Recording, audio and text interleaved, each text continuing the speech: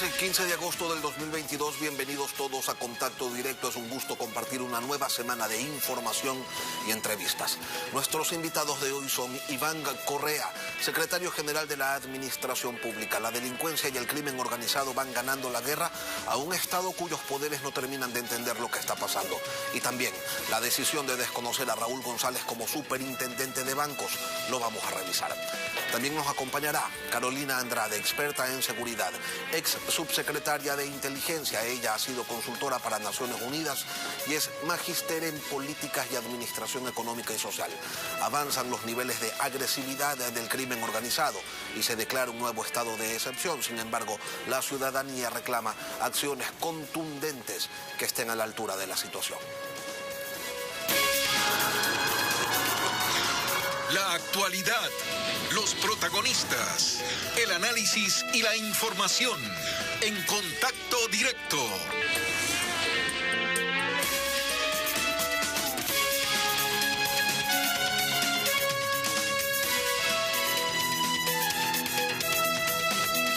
La noche de ayer, a través de un comunicado de prensa, el gobierno desconoció la posesión por parte de la Asamblea Nacional de Raúl González como superintendente de bancos. No puede posesionarse a alguien cuyo señalamiento no existe, señala el comunicado, y enfatizan que la función judicial anuló la designación que en su momento recibió González. Recordemos que fue la jueza Larisa Ibarra de la Unidad Judicial Multicompetente de San Borondón quien declaró la nulidad del proceso de designación hecha por el Consejo de Participación Ciudadana y Control Social y ordenó que se realice un nuevo concurso. Anoche mismo, Fuerza Policial rodeó el ingreso al edificio donde funciona la Superintendencia de Bancos en Quito. La defensa de González anunció que persistirá en la principalización de González, como superintendente de bancos. El gobierno atribuye al crimen organizado la explosión de gran magnitud que sacudió el sector del Cristo del Consuelo en el suburbio de Guayaquil. 5 personas fallecieron por el estallido que se produjo afuera de un inmueble luego de que 2 hombres llegaran en moto y lanzaran un saco con explosivos. Ay, que nos ayude, por favor, auxilio. Acá está la chica muerta. Guayaquil amaneció con estas imágenes de terror circulando en redes sociales. Mira, un poco de muertos. Aquí mira cómo quedaron los cables. Mira cómo quedó mi carro. Mira cómo quedó mi carro. Mira la sangre. Dramáticos videos que transmitían la angustia de moradores del sector conocido como la calle 8, en el Cristo del Consuelo suroeste de la ciudad, instantes después de una potente explosión que despertó a todos cerca de las 3 de la madrugada. Según información policial, varias personas estaban al pie de una casa donde funciona un negocio de comidas. 2 hombres llegaron en una moto y dejaron un saco de yute en la vereda. Los sujetos se fueron y a los pocos segundos el saco explotó. Ya con la luz del día se pudo evidenciar el rango de afectación. Hasta el momento se contabilizan 5 fallecidos, 17 heridos y al menos 8 viviendas afectadas. El estallido causó también daños de consideración en autos y motos. Algunos familiares de las víctimas recordaron los trágicos momentos que vivieron durante la madrugada. Toda la gente destrozada. La gente pedía auxilio, no había energía. Los heridos, el que tenía su moto, cogía, los embarcaba en su moto, se lo llevaba. Otros prefirieron no hablar mucho porque temen represalias. Sin embargo, aseguraron estar desesperados por la inseguridad tras este mortal ataque. Tengo a mi hija grave en el hospital por el atentado que hubo anoche. El jefe zonal de la policía, Víctor Zárate, recorrió la escena y constató la gravedad de los daños. Es un explosivo de alto poder, todavía no se puede determinar, se están levantando todos los indicios, pero para los daños causados se presume que es de alto poder, podría ser pentolita y en una cantidad grande de explosivos. Mientras en el hospital Abel Gilbert, familiares de los heridos esperan noticias y en el laboratorio forense aguardan por los restos de las víctimas de este nuevo hecho criminal en el puerto principal, la ciudad más violenta del país. El presidente de la República emitió ayer el decreto 527 declarando el estado de excepción por grave conmoción interna en los cantones Guayaquil, Durán y San Borondón, en donde se va a establecer una zona de seguridad. Se dispuso también a Fuerzas Armadas la conformación de una fuerza de tarea conjunta. Se suspendieron los derechos de libre asociación y reunión, de inviolabilidad de domicilio y de inviolabilidad de correspondencia. Este estado de excepción tendrá una vigencia de 30 días. Esto a propósito del bombazo que se dio la madrugada del domingo en el Cristo del Consuelo, que dejó 5 fallecidos y 18 heridos. Muchos entienden que el Estado va perdiendo la guerra contra el crimen organizado. ¿Cuál es la lectura que tienen desde el gobierno? Lo vamos a conversar con Iván Correa, secretario de la Administración Pública. Buenos días, Iván, bienvenido a Contacto Directo. Lenin, muy buenos días. En primer lugar, gracias por permitirme dirigir a los ecuatorianos a través de las pantallas de Coavisa. El gobierno exhibe las cifras de droga incautada como muestra de su firmeza a las organizaciones criminales, pero la violencia crece también a ritmos acelerados. En los últimos tiempos, el año con más homicidios intencionales fue el 2010, con 2.624 muertes. En el 2022 vamos ya 2.647 y recién estamos a agosto. Se han decretado algunos estados de excepción.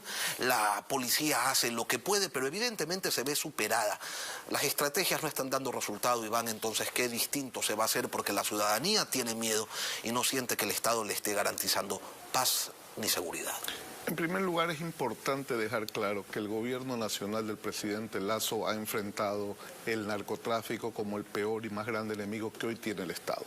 Frente a esa definición, toda la fuerza pública está actuando. Pero claro, a medida que el gobierno actúe con más fuerza, controlando que no exista mayor consumo y mayor venta de droga en el país, pues las acciones de las bandas delincuenciales atadas al narcotráfico también actúan. Lenin, alrededor de 300 toneladas de drogas han sido logradas por este gobierno, capturadas por este gobierno, y vemos la reacción de los grupos criminales. El gobierno va a seguir actuando de esta manera. Los hechos del Cristo de Consuelo, lamentables hechos del Cristo de Consuelo, obedecen seguramente a 2 leads que estamos averiguando e investigando con la policía. Venimos justo de una reunión en la zona 8. Está atada una captura seguramente de 1/4 de tonelada de cocaína. Y obviamente cuando estas cosas suceden, las bandas criminales actúan en contra de cada una de ellas. Pero el gobierno va a seguir actuando. Este es un flagelo que no se debe dar en el Ecuador. Por primera vez un gobierno lo toma con responsabilidad y actúa frente a ese delito, y lo va a seguir haciendo. Y por ende debemos entender entonces que la violencia extrema también se va a seguir haciendo evidente en distintos lugares del país. Lo que tenemos que tener claro es cuál es el país que queremos tener los ecuatorianos. Un país donde la droga circula libremente por todo el territorio nacional, donde las bandas que trafican estas materias y sustancias ilegales van a seguir haciendo lo que quieran, o comenzamos a actuar. Esto es un gobierno que ha decidido actuar frente a ese delito y lo va a seguir siendo. Lo va a seguir haciendo con toda la firmeza que le permite la ley. No se quiere lo uno, no se quiere que la droga circule libremente, pero tampoco se quiere atentados terroristas a cualquier hora del día. No se quiere ninguna de las cosas, Lenin. Ninguna de las dos cosas deben ser permisibles por el Estado. Y el Estado está peleándola de frente. Y lo va a lograr. Ese es el trabajo que está haciendo el gobierno del presidente Lasso, y créame, Lenin, seguimos así. ¿No hace falta trabajos de inteligencia para prevenir, para evitar este tipo de cosas? Existen y se dan. Seguramente las capturas de las drogas y las capturas de las 300 toneladas de drogas se debe a esos trabajos de inteligencia, Lenin. Y obviamente la desarticulación de las bandas es fundamental también. Inteligencia trabaja. Justo venimos de una reunión allí en la madrugada. Ayer en la rueda de prensa donde usted estuvo presente decían que este es un problema del Estado, y claro que lo es. Pero el Estado está desinstitucionalizado, Iván, y vamos haciendo cuentas. Función legislativa. Envían una ley para dotar de herramientas a la Policía Nacional en el combate al crimen organizado, la ley de uso legítimo de la fuerza, y la Asamblea la obstaculiza. Función judicial, otorgando a diestra y siniestra habeas corpus a delincuentes con cualquier excusa barata. Función electoral, no hay mecanismos que permitan detectar que en las próximas elecciones el narcotráfico no financie campañas. Ante ese escenario, no solo es un problema de Estado, es que el Estado también es parte del problema. ¿Cómo se afronta esta situación entonces? Bueno, y agradezco que usted toque y aclare este tema, porque es fundamental que los ciudadanos conozcan que no solo el Poder Ejecutivo tiene una función. Y no solo el Poder Ejecutivo tiene que trabajar en beneficio de los ciudadanos. Lo mismo la Asamblea Nacional. Ya usted menciona la ley que enviamos sobre el uso de la fuerza, el uso progresivo de la fuerza. El 85% de esa ley fue aprobada, pero el 15% no, y seguramente hubiera ayudado a ser más duro frente al delito. 2, la función judicial. El día de hoy seguramente todas las personas que han sido detenidas ya en investigación del caso de Cristo del Consuelo entrarán a audiencia. Veamos. ¿Hay detenidos? Sí. Sí. ¿Cuántas personas? 5 detenidos ya. Hoy están y entran a audiencia. Esperemos que la justicia haga lo suyo. Haga lo suyo. Como tú dices, esto es una tarea de todos los que hacemos el Estado. Sí, pero el Estado está descompuesto, Iván. Entonces, ¿qué se hace? Porque simplemente tener la expectativa, la esperanza de que se actúe en consecuencia con la normatividad, con la ley, con la Constitución. Es que como ecuatorianos no podemos aceptar que el Estado está descompuesto. Lo que tenemos que hacer es trabajar para que el Estado haga lo que debe de hacer. Y no, todas las funciones. funciones. Al revés, Iván. Yo creo que hay que reconocer que el Estado está descompuesto y hay que trabajar para recomponerlo. Quizás a través de una consulta popular. Ayer lo mencionaron nuevamente. Sin embargo, se anuncia la consulta, estamos preparando las preguntas, en 15 días están listas y la consulta no llega. Bueno, ayer lo dijo el ministro de Gobierno, esta semana, seguramente antes del viaje, el presidente presentará las preguntas propuestas para la consulta popular. Es decir, antes de mañana, porque el presidente viaja mañana. Es correcto, mañana en la tarde el presidente viaja a los Estados Unidos y como lo dijo ayer el señor ministro de Gobierno en la rueda de prensa, estamos por finalizar las preguntas que se pudieran plantear en esta consulta popular y seguridad es fundamental, Lenin, fundamental. Ustedes dijeron ayer también que el municipio de Guayaquil es corresponsable de la inseguridad que se vive en la ciudad. ¿Cómo identifican ustedes esa corresponsabilidad cuando la seguridad es una competencia exclusiva del gobierno central? Bueno, ha sido el partido de la actual alcaldesa de Guayaquil quien ha gobernado la ciudad por los últimos 30 años, Lenin. Seguro tienen una corresponsabilidad en lo que está sucediendo en la ciudad.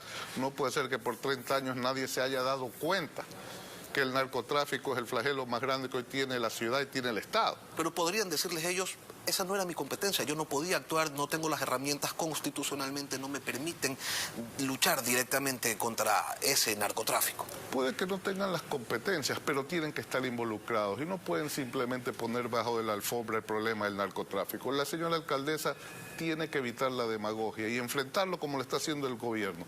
Pero primero, para enfrentarlo hay que tener claro que ese enemigo se llama el narcotráfico. Y también son corresponsables entonces en Esmeraldas, en Manabí, en Los Ríos, en El Oro, en Santa Elena, en Cañara, en Santo Domingo de los Áchilas, donde el incremento de muertes violentas ha sido exponencial. Sin duda, sin duda. Y seguramente la consulta popular toque ese tema, como ya lo anunció ayer el señor ministro de Gobierno. Cuando el gobierno tiene ante sí estos y también otros problemas, ya se ha vuelto costumbre que se haga pues referencia a esta consulta, Iván, y decíamos, ayer no fue la excepción, lo dijo el ministro Jiménez, la consulta no llega, usted dice, el presidente no se va a ir a Estados Unidos sin antes anunciarle al país. Sin revisar los textos que van a estar en la consulta. Y sin darlos a conocer también a la ciudadanía. Eso lo hará el ministro de Gobierno en su momento. ¿Y cuándo será ese momento? Bueno, ayer lo dijo. Porque ya el momento se ha dicho en algunas ocasiones, ya en 15 días, en una semana, en 2 meses.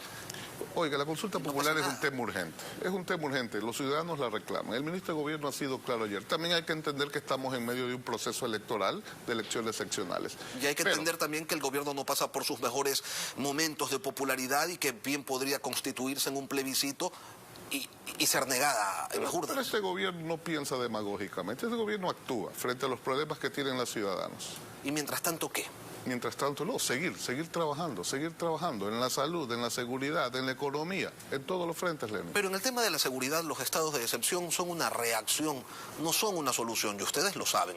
72 eventos con artefactos explosivos, hechos de terrorismo menor, los llama la policía.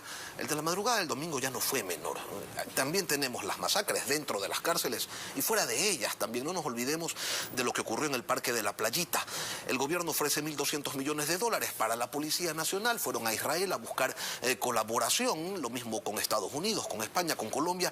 Las cosas, sin embargo, siguen iguales y en las calles la gente se pregunta, Iván, ¿en qué momento se van a empezar a ver los resultados de esa gestión? A la Policía Nacional y a las Fuerzas Armadas hay que rearmarlas completamente. Fueron abandonadas por muchos años y lo que estamos sufriendo hoy es ese abandono.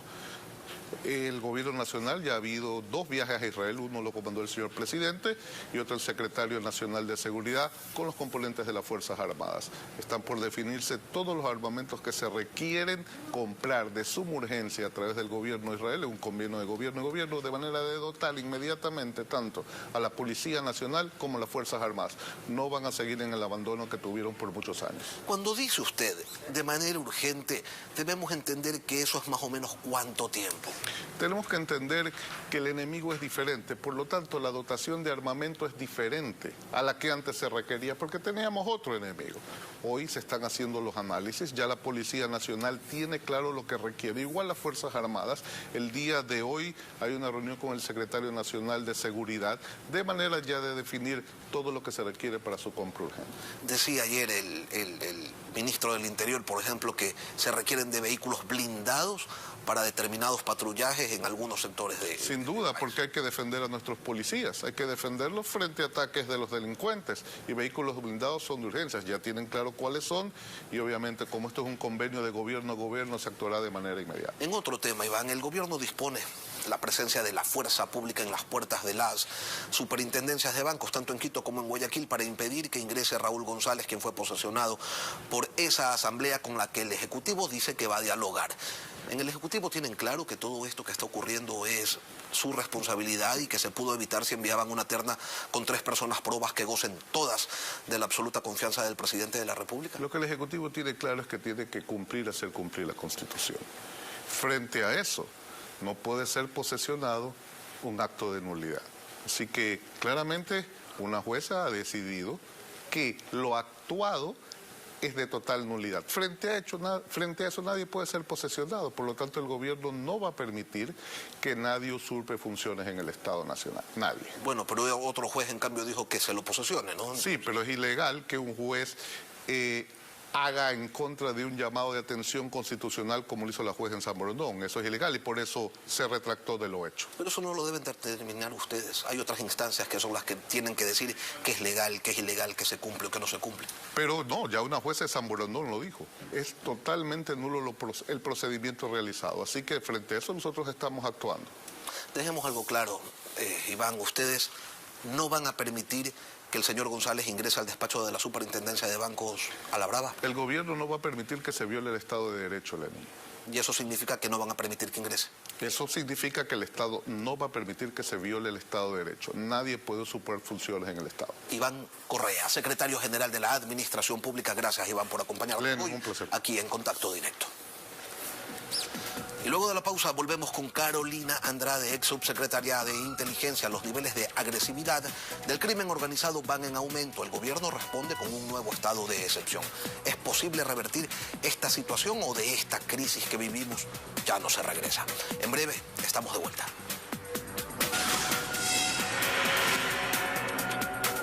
Que solo era cuestión de tiempo se había señalado, que más temprano que tarde habría manifestaciones de violencia como las que estamos viviendo.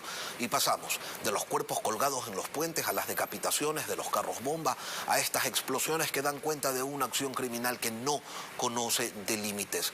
Vamos a analizar los hechos y las respuestas estatales a ellos con Carolina Andrade. Tiene 10 años de experiencia en temas de seguridad pública y del Estado, así como en inteligencia estratégica. Ha sido consultora y analista estratégica para Naciones Unidas en distintos temas, entre ellos integración regional, paz y seguridad. Cuenta con una doble titulación en Ciencias Políticas y Administración Económica y Social por la Universidad Panteón Sorbona de París. Buenos días, bienvenida a Contacto Directo. Muy buenos días, Lenin. Un gusto estar con ustedes y un saludo a todos quienes nos siguen y nos escuchan. Cuando observamos que las manifestaciones de violencia se amplían, ¿cuál es la conclusión primera a la que se llega? Bueno, lo que estamos viendo es un gobierno y un Estado que reacciona. No estamos observando que trabajen sobre la prevención. Y claro, y diríamos, ¿cómo podemos prevenir este tipo de acciones? Primero, mirando las tendencias. Como usted bien lo mencionó en la entrevista anterior, 147 hechos han sucedido durante este año, principalmente concentrados en lo que es el DMG, los cantones de Guayaquil, Durán y Zamorondón. Es decir, ya veíamos un incremento de violencias, la tasa de homicidios continúa a incrementarse. De hecho, en el DMG, en Guayaquil, es donde más se ha incrementado, se ha multiplicado por 3 en comparación a 2017, eso lo dice el decreto de excepción, y es ahí donde tenemos los hechos más focalizados. Claramente, lo sucedido en Cristo del Consuelo también, con 6 fallecidos, no está muy lejos de lo que pasó en la playita del Guasmo, con 5 fallecidos y más de 15 heridos. Entonces son diferentes hechos de violencia que estamos observando y nos preguntamos, todos los ciudadanos me parece, qué está pasando primero con el eje de inteligencia, quiere decir trabajar en la prevención, levantar fuentes humanas, levantar fuentes técnicas, estar actuando de manera preventiva y después en las investigaciones que se supone deberían estar en curso por las unidades especiales y tener esa información mediante las investigaciones previas, contar con esa información para poder actuar y no lamentar Carolina, la pérdida de vidas humanas. Sin embargo, el secretario de la Administración Pública hace pocos minutos decía que sí hay inteligencia y que es esa inteligencia la que permite golpear de manera constante, sostenida al narcotráfico con incautaciones de cantidades importantísimas de droga. Bueno, creo que el tema de las incautaciones es uno de los indicadores que el gobierno lo trae reiterativamente porque es el que obviamente ha incrementado su labor, pero no podemos de eso dejarlo de contextualizar. El informe de Naciones Unidas habla que la producción global de cocaína ha aumentado en un 11% y la productividad por hectárea igual, quiere decir que Colombia está produciendo los mismos niveles que los años 2000 cuando se implementó el Plan Colombia, en la época de Pablo Escobar también, y multiplicado por 3 a los años 2013. Entonces, no podemos decir que ese es un indicador importante y el único que debería el gobierno concentrar sus acciones si los muertos, las personas fallecidas se quedan en nuestro territorio y seguimos justamente presentando excusas indicando que debemos focalizar de que estos son una revancha entre organizaciones criminales cuando, ¿qué es lo que estamos esperando? Estamos esperando que esto llegue a centros mucho más poblados, mucho más concurridos y tengamos que lamentar nuevas vidas. Creo que ahí hay que hacer un mea culpa internamente dentro del gobierno y realmente apostar por la prevención, no solamente por la reacción y por el buscar excusas o responsables. Carolina, al ser atentados terroristas, el gobierno debería activar todas las herramientas legales a través del Consejo de Seguridad Pública y del Estado. ¿Cuáles son esas herramientas y qué hace falta para que se las ejecute? Bueno, y a mi modo de ver, el Estado tiene ya las herramientas suficientes. Los espacios de coordinación que se generan, tanto los gabinetes sectoriales de seguridad como los consejos de seguridad ciudadana a nivel local, como el Consejo de Seguridad Pública del Estado, que es una instancia máxima que reúne a todos los poderes del Estado, son diferentes espacios de toma de decisión. Lo importante es que el Estado cuente en esos espacios con la información correcta y que no tengamos una competencia o un interés de protagonismo por quienes integran el sector seguridad por presentar diferente información. Lo que necesitamos es una información clara, con escenarios, con proyecciones, con tendencias, justamente mirando un análisis de frecuencia de toda la violencia que se observa en el país, mirando dónde están focalizados los principales niveles de inseguridad, de homicidios, dónde se está generando mayormente esto y con la información privilegiada que debería contar el Estado ecuatoriano a través de inteligencia y como resultado de las investigaciones especiales, ya deberíamos tener al menos claro cuáles son las estructuras a las cuales nos estamos enfrentando. Entonces, lo que observamos es que miramos a un gobierno que nos responde con alias, con posiblemente con llamados a pagar recompensas y que no sabemos claramente quiénes son los que realmente están en las estructuras criminales y contra quién el Estado realmente está buscando generar sus acciones. Creo que ahí hay una falta de claridad y eso nos genera dudas en cuanto a la información que realmente se está contando y también en cuanto a cómo se está manejando, ¿no es cierto?, las tomas de decisiones para poder realmente enfocarse en estructuras criminales y en sus flujos financieros ilícitos, no en criminalizar y seguir llenando las cárceles de personas, que eso nos genera adicionalmente otro tema dentro de lo que es ya un colapsado sistema de rehabilitación social. Un nuevo estado de excepción se ha decretado, ya es normal dentro de la política reactiva que se tiene ante los eventos más violentos que vivimos. ¿Por qué eso, los estados de excepción, no son solución definitiva y a veces tampoco parcial?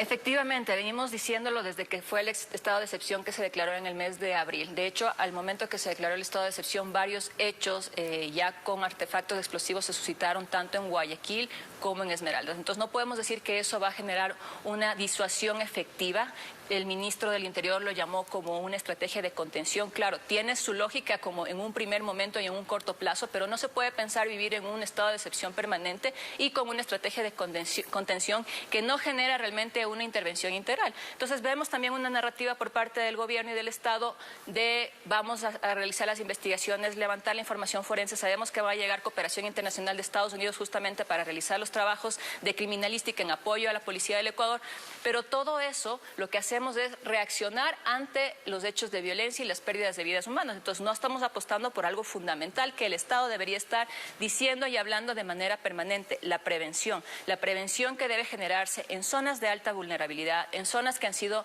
donde el Estado ha abandonado por completo estos espacios y donde el crimen organizado es quien hace su presencia y quien impone su ley, su orden y quien realmente es el que genera y dinamiza todas estas economías criminales. Ahora, otro tema es que observamos en la narrativa oficial mucho el tema de hemos estado cubriendo una curva de aprendizaje. Bueno, el ministro del Interior hay que recordar que él ya cumplió funciones muy específicas en la policía durante muchos años atrás.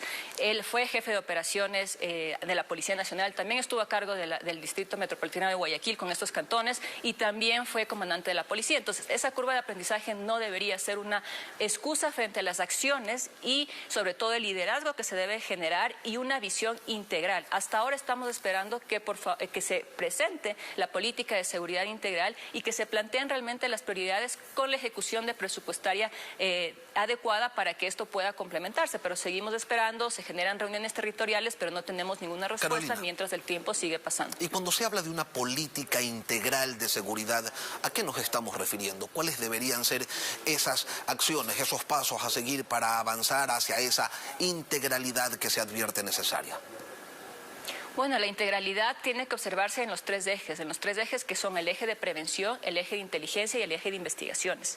Y no solamente integra lo que es la Policía Nacional, tiene que integrar a otros sectores. No olvidemos también que el informe de Naciones Unidas menciona que 24.5% del consumo de drogas se concentra en América Latina y el Caribe. Eso quiere decir que también tenemos un problema de salud pública en cuanto a consumo que es totalmente invisibilizado y justamente afecta a estos sectores de estas poblaciones más vulnerables donde se generan este tipo de acciones. Es ahí donde también debe generarse acciones de prevención, trabajo en los barrios, presencia efectiva del Estado, ahí coordinar y articular el trabajo con responsabilidades claras para que aquí nadie venga justamente a eludir responsabilidades con los gobiernos autónomos descentralizados. En el eje de prevención es donde se articula el trabajo de los gobiernos autónomos descentralizados, apropiación y ocupación del espacio público y claro, a partir de esa recuperación de la policía comunitaria, dando el equipamiento eficiente para que puedan realizar sus actividades preventivas de patrullaje y de reconstrucción de la confianza institucional de la policía con la sociedad, también debe invertirse de manera inteligente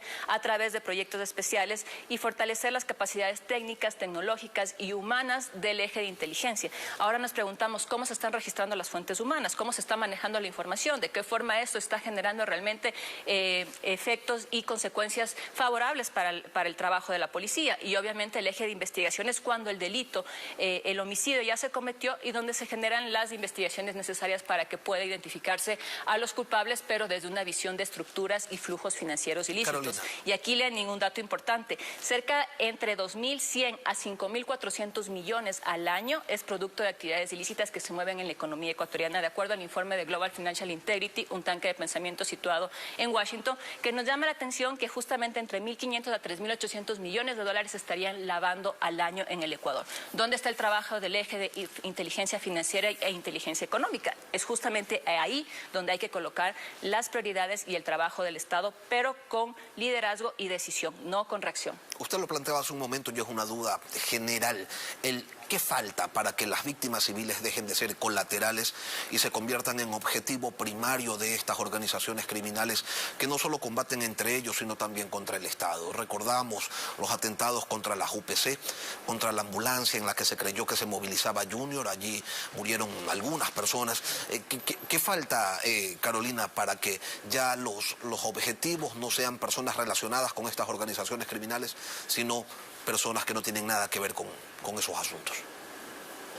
Bueno, Lenin, lo de Cristo de Consuelo creo que y lo que sucedió en la playita del Guasmo, a pesar de que no se lo determinó como un atentado en esas magnitudes, creo que ya nos reflejó que están muriendo, están perdiendo su vida, están siendo asesinadas personas que no tienen ninguna vinculación con organizaciones criminales. Entonces creo que una responsabilidad del gobierno es asumir justamente su responsabilidad, dejar de eludirla y dejar de responsabilizar esto a un cruce de cuentas entre organizaciones criminales. El Estado lo que tiene que es precautelar la vida de todos los ecuatorianos y abordar el tema desde su fondo, desde sus causas estructurales, no reaccionar. Entonces ya hemos visto eso, lo que estamos ahora, la expectativa es hacia dónde se va a mover esa violencia, hacia qué centros poblados más cercanos para generar mayor justamente atracción por parte de lo que está sucediendo en el país, y las bandas organizadas también lo que buscan eso, es buscan atención y buscan que se genere ese espectro, ¿no es cierto?, de atención por parte de los medios y por parte de los ciudadanos, porque buscan justamente posicionar sus acciones violentas. Carolina Andrade, ex subsecretaria de Inteligencia, gracias por acompañarnos esta mañana aquí en Contacto Directo. Muchas gracias. Una pausa y volvemos. Aquí terminamos este espacio de entrevistas. Las noticias continúan en Televistazo, en la comunidad. Gracias a todos por su sintonía.